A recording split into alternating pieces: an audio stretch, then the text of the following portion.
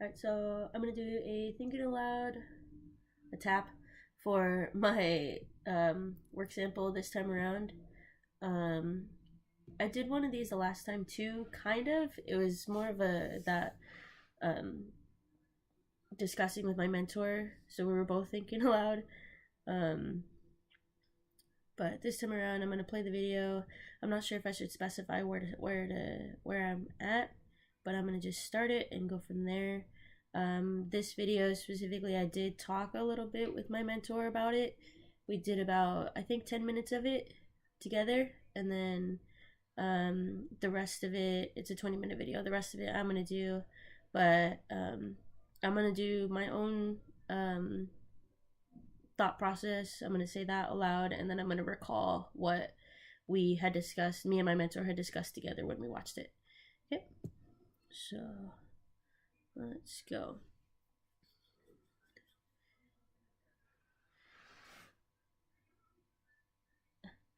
Okay, so one of the first things that I noticed when going over this with my mentor was that my number production looks a lot better.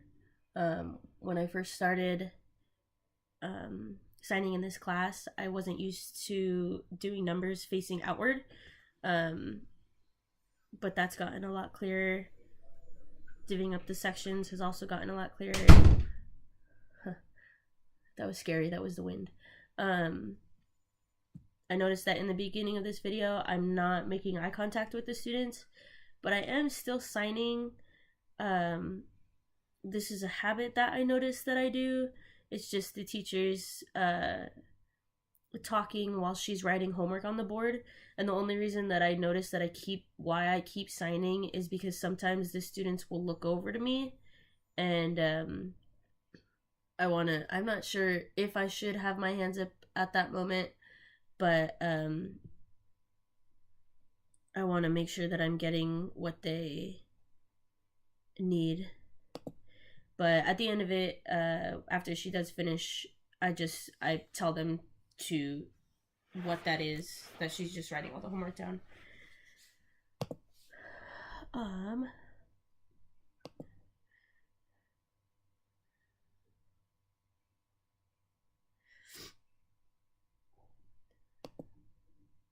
She says we still have some chapters coming up. I feel like the sign a few chapters coming up would have been clearer. I also did a sign that I had seen before, but my mentor told me that it was the wrong kind of sign to use, but I used this for coming up.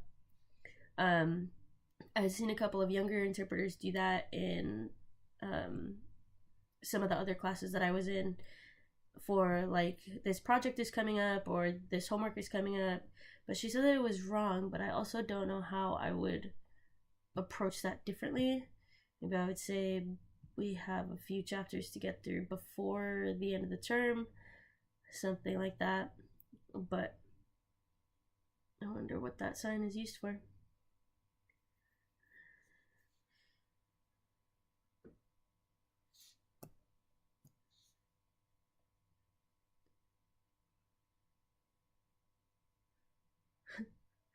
I look a lot more comfortable this time around than I did when I first started.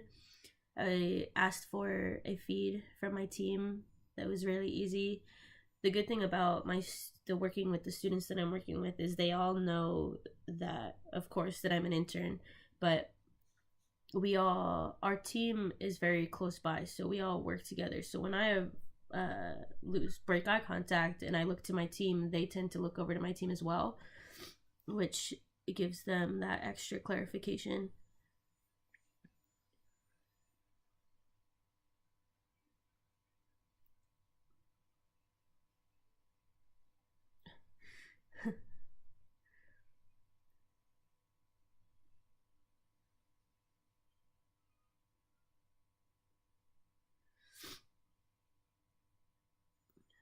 I think this part we're just trying to figure out a couple different signs for equation. The student was clarifying as well.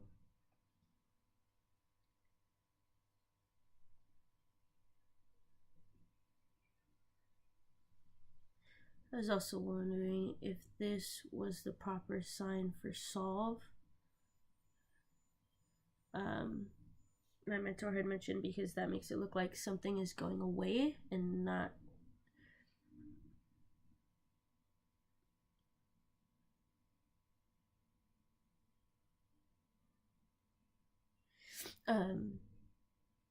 Nothing in the equation is actually disappearing or going away. They're kind of just simplifying it.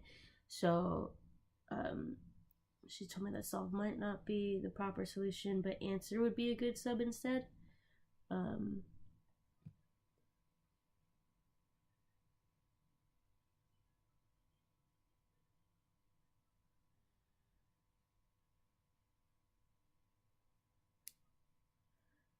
I'm able to incorporate the board a lot more. And I remember having the issue last time of I would be signing and not looking at the student. And something that I'm noticing is that I do look at the teacher while she's saying something, but I don't start signing until I'm looking at the students again.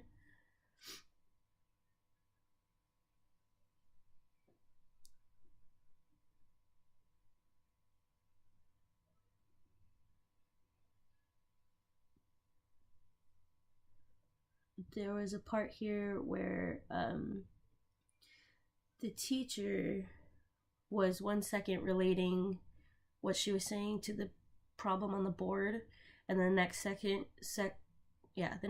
she kind of took herself out of that space and she made her question a lot more general.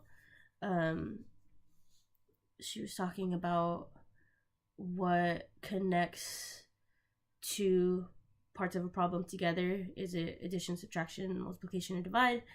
And she was talking about problems in general, and I think that I don't think I made that clear. I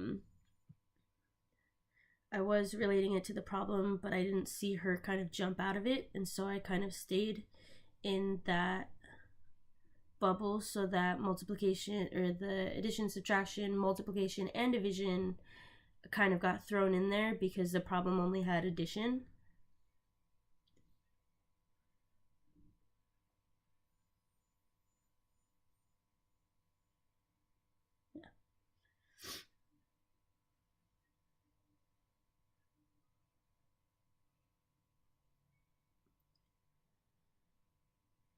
I did get some clarification for the student. I don't have the sound on.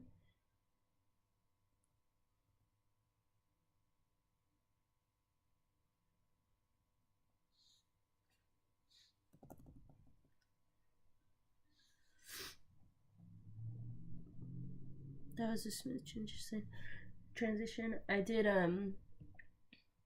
what's the opposite of addition set up on my left side. I asked the question over here, shifted to my right, nodded, and said subtraction. Thought that was pretty smooth. Cool.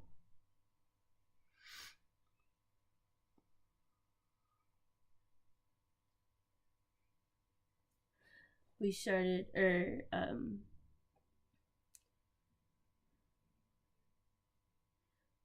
something that I struggled with a little bit was subtracting one thing from both sides.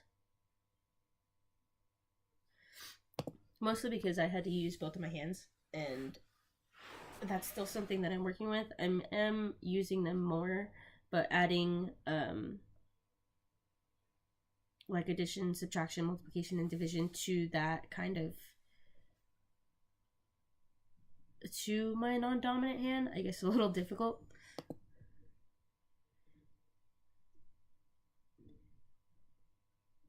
And by difficult, I just mean I won't go there naturally. So I did the -3, but that was a feed from my mentor that was sitting nearby.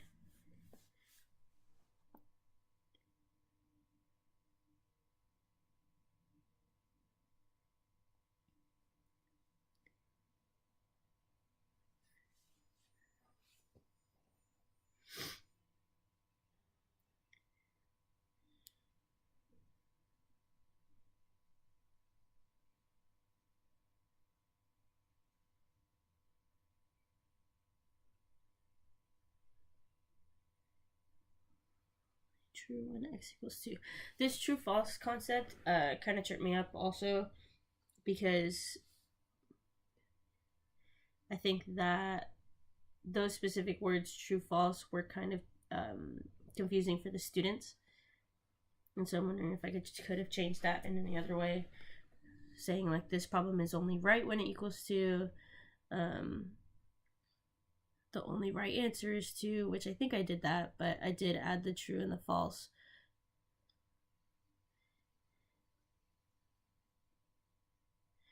I moved over a little bit. I'm getting used to her moving. I think when I first started, I used to, every time she moved, I used to like try and stay at a certain distance with her, which meant that I was always moving as well.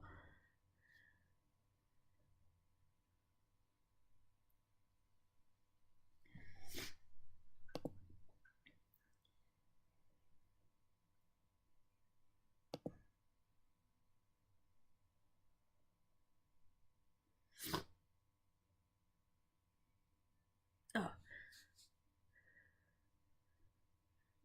This problem that we're talking about on the right side of the board, I talked with this afterwards about my mentor also, and the word is was tripping me up, and I think the question was, is m equals 5 a true answer or something like that. But we had figured out together is the meaning behind it was, if you replace m with 5, will the answer be correct? And I feel like if I would have added a little bit more, I think eventually I did do replace, but if I would have added that to the beginning, it would have come out a little bit clearer in the first place.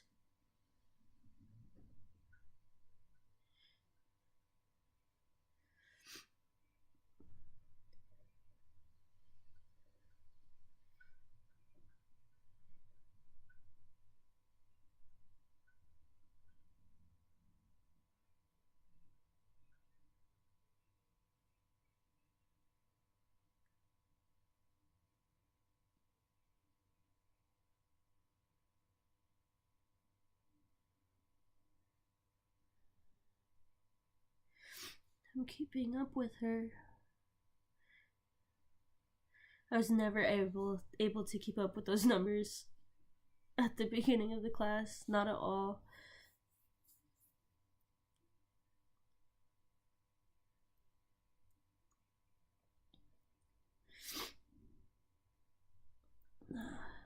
I say right solution. I should change that to answer.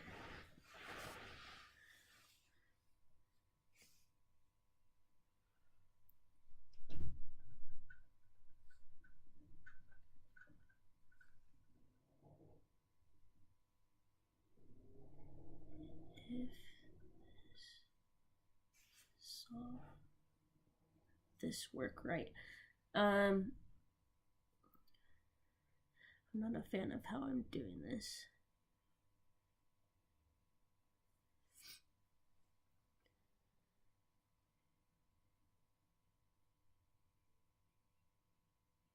I think there's a couple ways that I could have gone about making this a little bit clearer, and it would have involved saying if this equals this, or if this is this answer.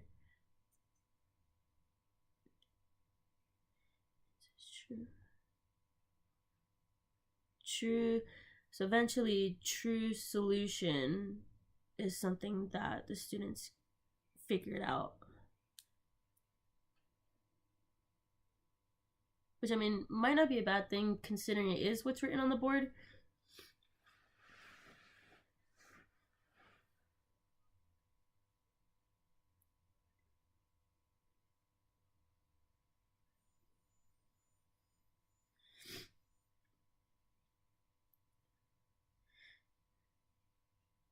I noticed that I'm not clinging to her English so much anymore. She tends to say the word garbage a lot when she's talking about just jumbled numbers, I guess, or unimportant numbers. And like way before, I definitely could have pictured myself saying garbage. I don't know how literally I mean that, but probably literally. But here I just say false because it's not right.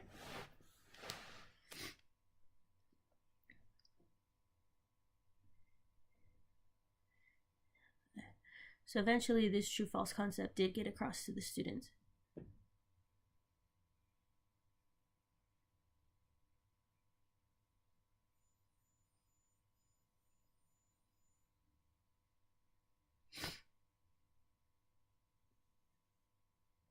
Yay!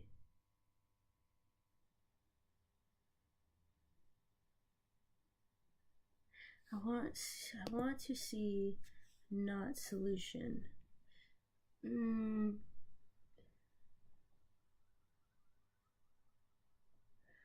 I should have emphasized that a little more, I feel.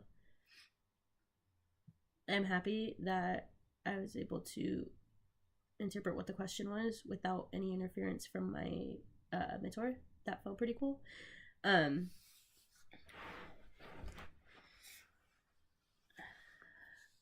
said I want to see not solution. I feel like I could have made clear that she wanted to see that written down.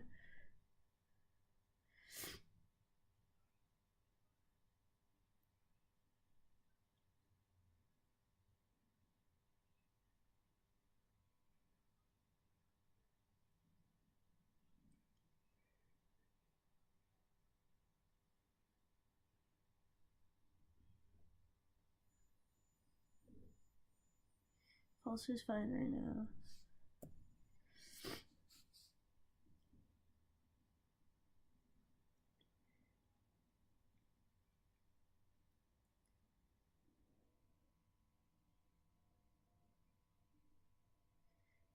Solve some equations.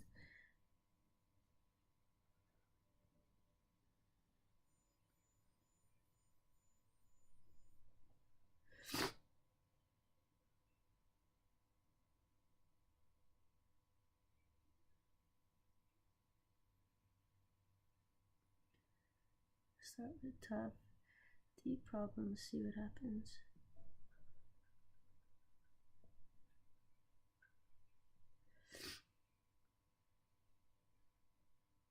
I like that. I definitely gave her that. I gave myself that time.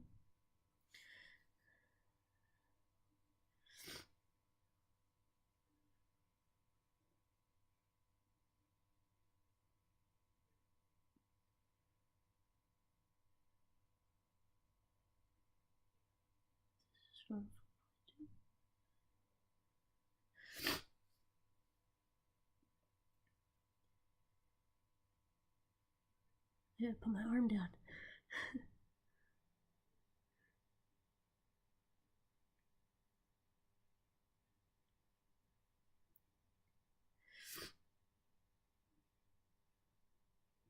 Yeah, I finger spelled is there. That is really did trip me up, and I talked a little bit about it afterwards, and my teacher was just like my mentor was just like is doesn't exist in their vocabulary, so we're trying to figure out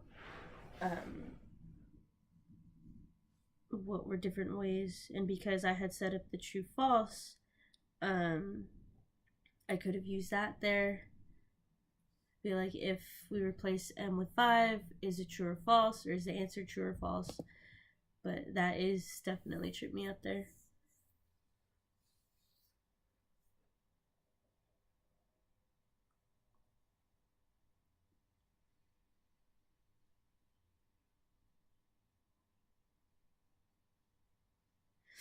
Instead of finger spell solution, I think at the beginning I definitely should have finger spelled solution considering how much I use it.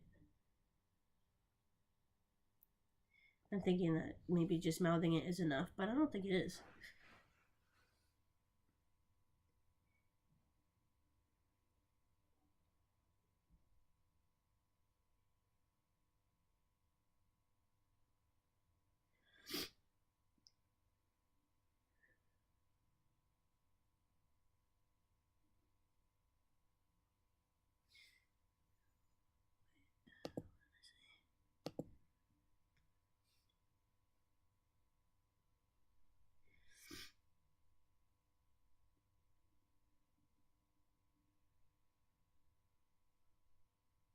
when you can answer why a problem is finished.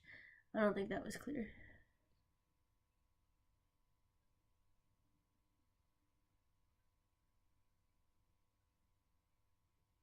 I want to find the solution. That was clear.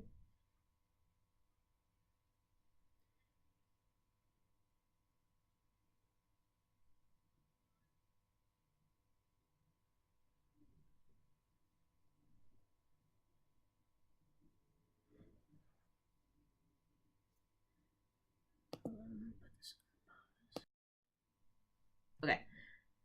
Alright, I think I do have to go. So I'll stop here. I'm about 15 minutes into the video. I think it's pretty okay. I'll probably finish looking over it tomorrow. Maybe add to this video if I can.